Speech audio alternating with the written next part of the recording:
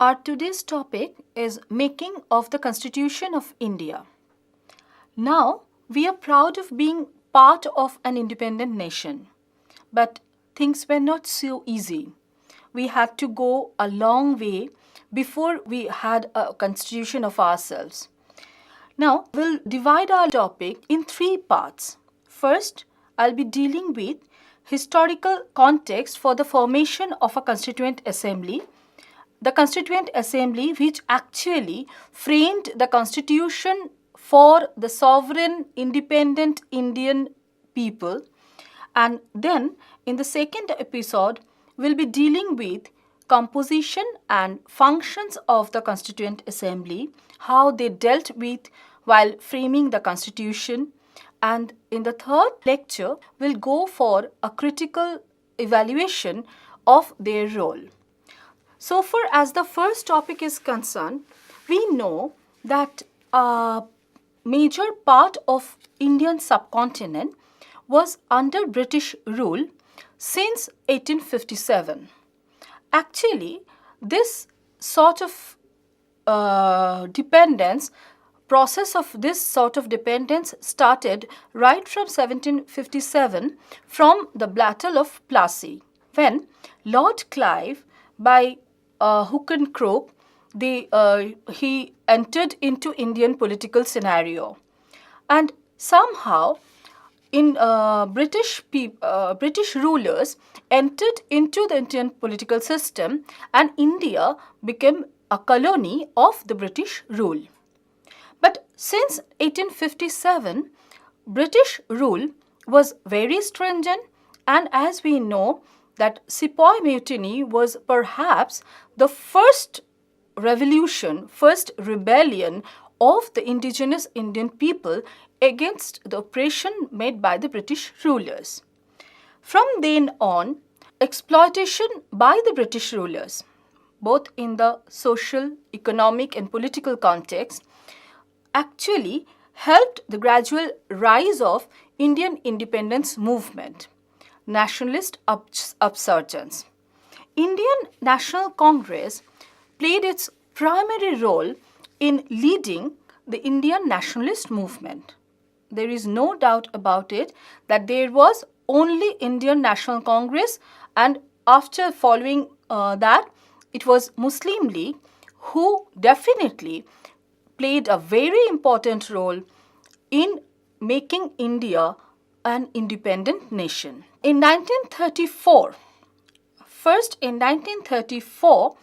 actually, Indian leaders, they demanded for a constitution of India prepared by the Indians themselves.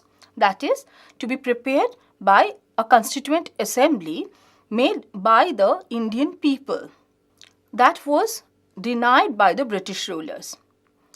In 1933, with keeping in mind, Indian leaders rejected the White Paper of 1933, which consisted of the proposals for Indian constitutional reforms. This demand was again resisted by the British ruler due to outbreak of World War II. After World War II, external circumstances compelled the British rulers.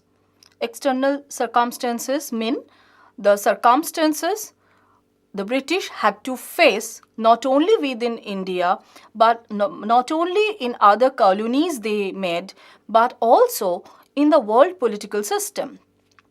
These external circumstances made the British realize that they must leave these colonies, because it was not possible for the British rulers to handle British nation as well as their colonies they used to rule so far.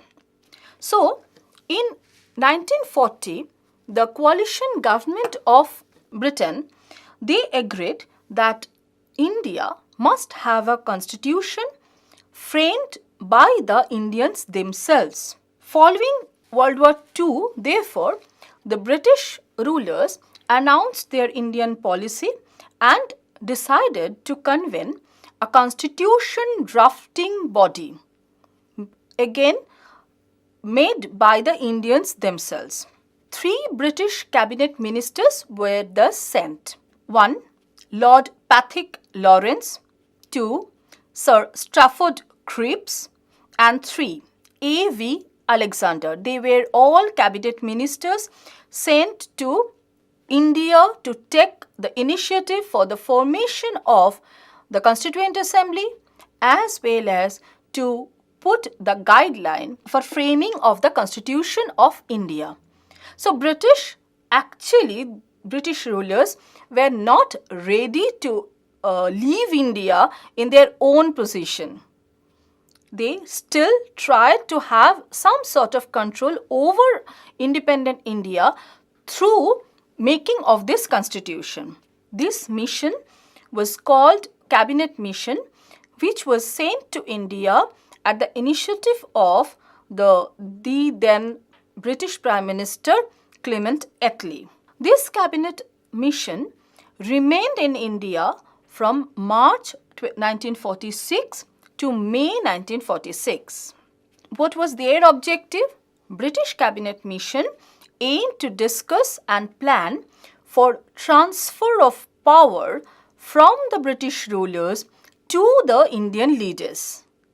That was the beginning for the step towards independence of India.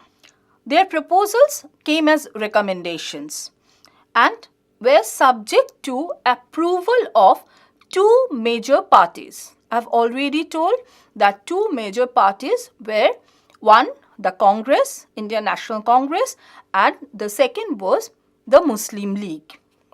The Viceroy began to organize this process of transfer of power from British rulers to India. On 24th August 1946, formation of an interim government was announced. Members of the interim government were actually the members of Viceroy's Council. Who was this Viceroy? This Viceroy actually was a part or deputy or representative of the British government. So this interim government was formed under the auspices of the British rulers. Again, a colonial legacy was left. The Viceroy continued to be the head of this council, and Pandit Jawaharlal Nehru was designated as the Vice President of the council, or better to say, the de facto Prime Minister of India. Meanwhile, the Constituent Assembly, from which interim government was drawn, had to struggle a lot to draft a constitution for independent India. What was that struggle? Actually, the struggle was regarding the distribution or balancing of power between Indian National Congress and the Muslim League. The Muslim League, and especially its leader Muhammad Ali Jinnah, condemned this interim government. Why he condemned? He condemned because he wanted to have a separate Constituent Assembly for absolutely a separate state, that is Pakistan. Lord Wavell, the then Viceroy, failed to reconcile the points of dispute between the Congress leaders and the League leaders and could not convene any meeting till 9th of December 1946. In the meantime, there was outbreak of communal riots, and Muhammad Ali Jinnah announced for Direct Action Day. Direct Action Day led to communal disturbances all along the Bengal and other Muslim-dominated part of undivided India. Jawaharlal Nehru tried his best to console and waited for Jinnah to take a revised decision. Though Jawaharlal Nehru was not supported by Patel and other leaders in this issue, still he attempted to pacify Jinnah's claim. After his failure, when Lord Mountbatten replaced Lord Wavell, Indian Congress leaders, they communicated entire thing to Lord Mountbatten. And Lord Mountbatten tried to expedite the process. He upheld the purpose of the cabinet mission. In nutshell, the chief proposals of the cabinet mission were there should be Union of India embracing British India and the states. The Union should have an executive and legislature of representatives chosen from the British India and the states. All subjects other than the Union subjects would be vested in the states. So far as this third point is concerned, it was Jinnah's initiative so that the states be given more powers. Otherwise, Congress always demanded a centralized government so as to coordinate things between the states and the center, or to hold a very strong control over the peripheries of India. So, it was Jinnah who demanded for more state power, though he didn't agree to these cabinet mission proposals later on, and ultimately wanted a separate constituent assembly. These proposals were not carried forward because of the disagreement between Congress and Muslim League. And first interim government, which was announced on 24th August 1946, which was actually Viceroy's Executive Council, also failed to function properly. However, first interim government was actually the reflection of the future state of governance in independent India. Who were the members? The members were, apart from Jawaharlal Nehru, Vallabhbhai Patel, there were other members. Sikh leader Baldev Singh, he dealt with Department of Defence. Chakraborty Raja Gopalachari, Department of Education and Arts. Asaf Ali, a Muslim Congress leader, Department of Railways and Transport. Scheduled caste leader Jagjivan Ram, Department of Labour. Rajendra Prasad, Department of Food and Agriculture.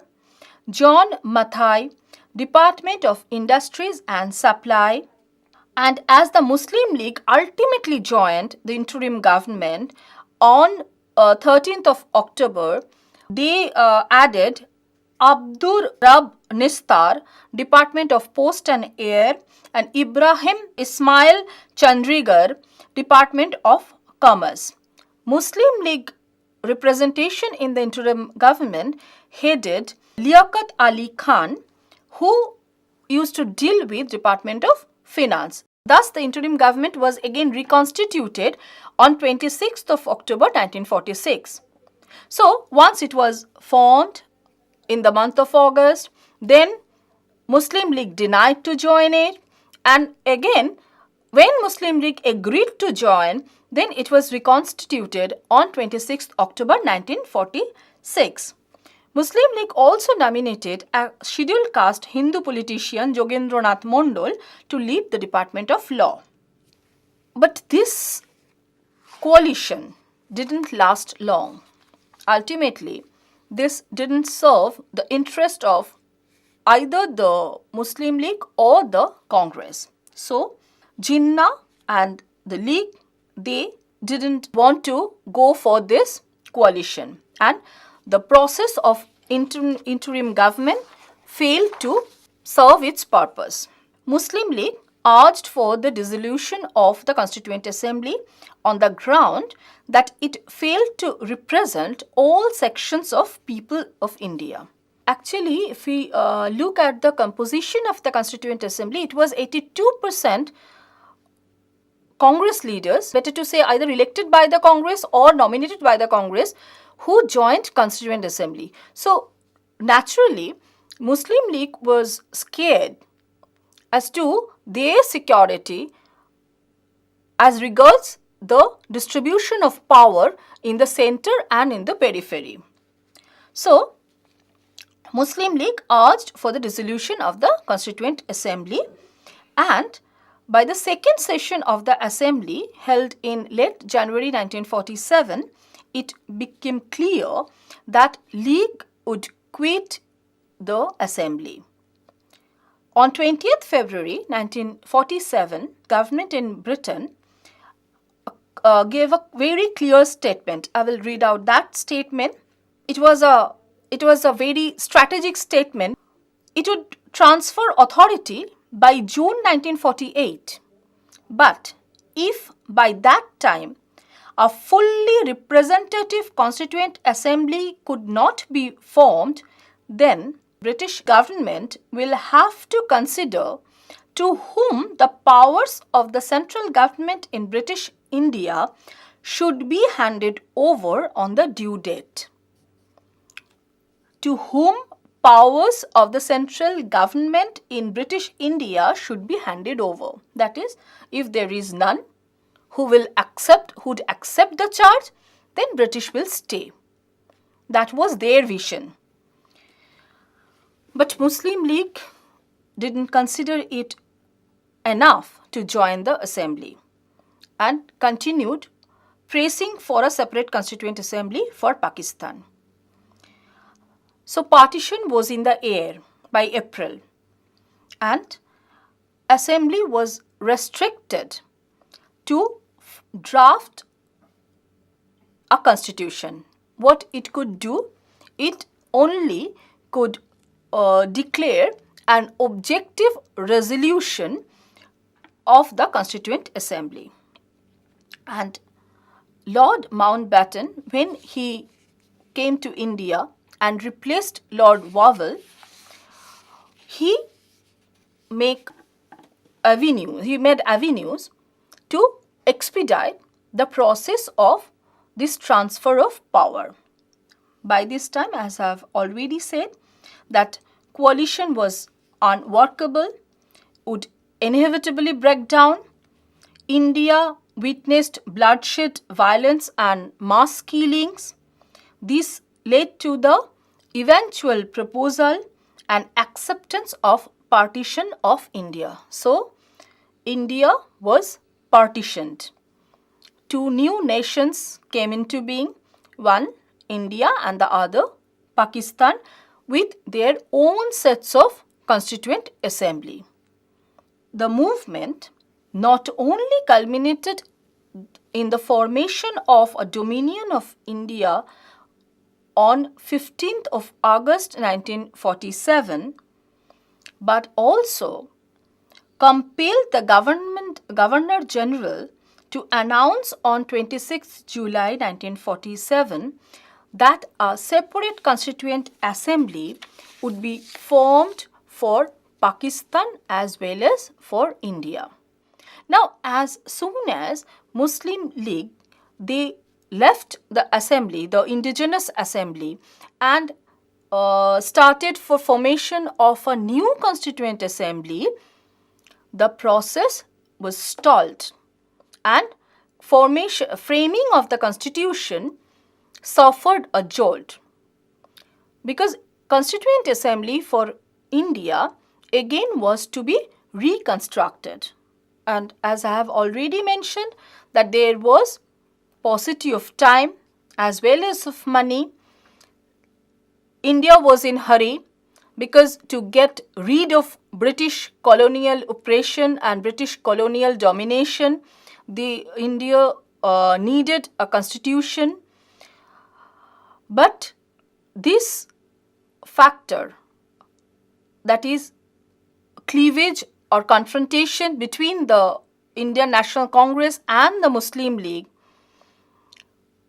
perhaps made British or allowed British to stay longer in India, and they actually perhaps laughed at our drawback that we, the Indians, could not get united as regards this vital question of getting independence. Thus, two separate independent dominions were set up with their own set of Constituent Assembly. This Constituent Assembly, after their reconstitution, reassembled on 14th day of August 1947 to finalize a constitution for sovereign India. The Constituent Assembly of India, of course, worked hard to design a constitution for India, and the Indian Constitution was finally adopted on 26th day of November 1949. In this long journey, of course, hurdles were there, but at least India won freedom at midnight of August 1947, following which we got our constitution. In this constitution, also a question we can ask, to what extent it is a sovereign entity? Because the provisions of Government of India 1935, though never implemented fully, but had a very deep impact on the Constitution of India. Many key features of the Constitution were directly taken from this Act. The federal structure of government, provincial autonomy, a bicameral legislature consisting of a federal assembly and a council of states, separation of legislative power or distribution of power between the center and the states, and so many such other provisions were directly taken from this 1935 Act, Government of India Act, which was actually the creation of the British government. Now, after several amendments, we are having our own constitution with our own values, own set of necessities. And let's see, so far as we, the Indian citizens, are concerned, can make it absolutely an indigenous one. So far we have discussed, therefore, that India won freedom, and in the process of winning this freedom, there were lots of hurdles. After lots of challenges, after lots of confrontations, a separate Constituent Assembly for India was framed with its own indigenous problems, with its several limitations. Still, they worked hard, and ultimately we got our constitution.